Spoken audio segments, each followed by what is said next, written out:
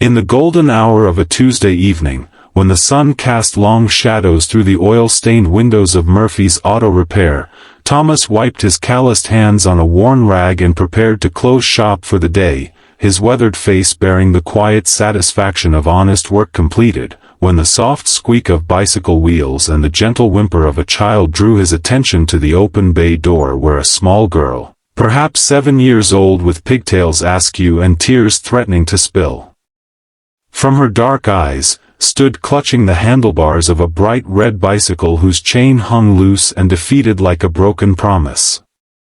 Without hesitation, Thomas knelt to her level, his voice gentle as summer rain as he asked what had happened, and she explained through sniffles that she'd been riding to the park when the chain had slipped off, and now she couldn't get home to her mama who was probably worried sick, her small shoulders shaking not just from the broken bicycle but from the weight of disappointment that seemed too heavy for such tiny hands to carry.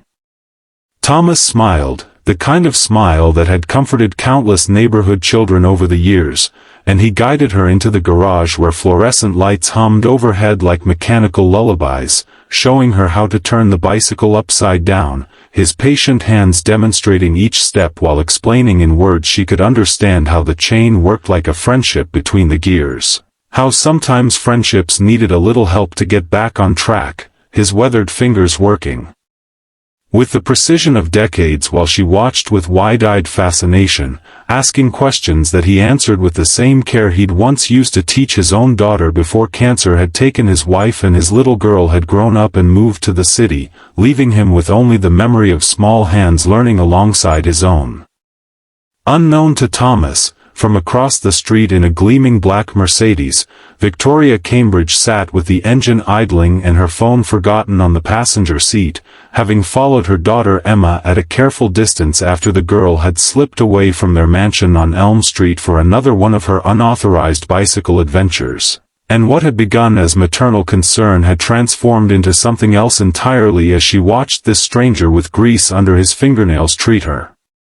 daughter with more genuine attention than most of the nannies and tutors money could buy, his every gesture radiating the kind of authentic kindness that seemed extinct in Victoria's world of board meetings and power lunches where everything had a price and everyone had an agenda. As Thomas worked, he told Emma stories about the bicycles he'd fixed over the years, how each one carried dreams of adventure and freedom, how a bicycle wasn't just metal and rubber but a child's first taste of independence, and she listened with rapt attention, her small hands mimicking his movements as he showed her how to check the chain tension, how to oil the moving parts, how to care for something precious. And Victoria found herself leaning forward in her leather seat, captivated by this man who treated her daughter not as the heir to a fortune but simply as a child who needed help, his voice carrying the warmth of someone who understood that the most valuable things in life couldn't be bought or sold. When the repair was complete and Emma's bicycle stood ready to carry her home, Thomas refused her offer of the crumpled dollar bills she'd pulled from her pocket, telling her that helping neighbors was just what people did for each other, and as she hugged him with the fierce gratitude that only children could express, Victoria felt something long buried stir in her chest. A recognition of goodness that her corporate world had almost convinced her didn't exist anymore, and she watched as Thomas walked alongside Emma's bicycle to the edge of the parking lot, ensuring she was steady before watching her pedal away with the protective eye of someone who understood that every child was precious, regardless of whose child they might be.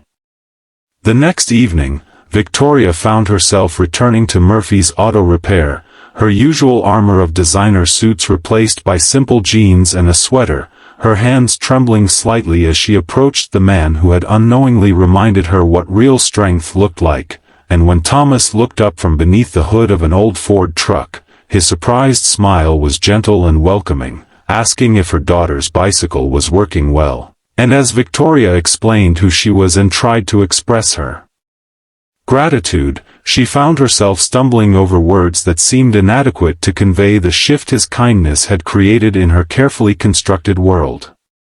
Their conversation stretched into the cooling evening air, two people from different worlds discovering unexpected common ground in their shared love for Emma, in their mutual understanding of loss, his of a wife and the everyday presence of his daughter, hers of authentic connection in a life gilded but somehow empty. And as weeks turned into months, Victoria found herself returning not out of obligation or curiosity but out of genuine desire to know this man who fixed broken things with such care, who listened to her concerns about raising Emma with the same attention he gave to diagnosing an engine, who somehow made her feel seen not for her bank account or her corporate achievements but for the woman she'd almost forgotten she could be. Thomas, for his part, discovered that beneath Victoria's polished exterior lived someone who laughed at his terrible jokes, who rolled up her sleeves to help organize his cluttered shop, who brought homemade sandwiches on busy days and didn't mind getting grease on her clothes. Someone who challenged him to dream beyond the boundaries of his small garage while he helped her remember that the most profound successes were often measured not in dollars but in moments of genuine human connection. In the trust of a child, in the quiet satisfaction of work done with integrity and love. Their love story unfolded not in grand gestures or expensive gifts but in the small miracles of daily kindness, Thomas teaching Victoria how to change a tire, Victoria helping Thomas modernize his business without losing its heart, both of them learning that true wealth lay not in what they owned but in what they chose to give to each other and to the community that embraced their unlikely union with the wisdom that love, real love, recognized no boundaries of class or circumstance but flourished wherever two hearts chose to see beyond surface differences to the essential humanity that connected all souls seeking to create something beautiful and lasting in a world that so desperately needed more examples of grace, acceptance, and the transformative power of opening one's heart to unexpected possibilities. And as they stood together in the golden light of another evening, watching Emma ride her bicycle in confident circles around the garage while neighborhood children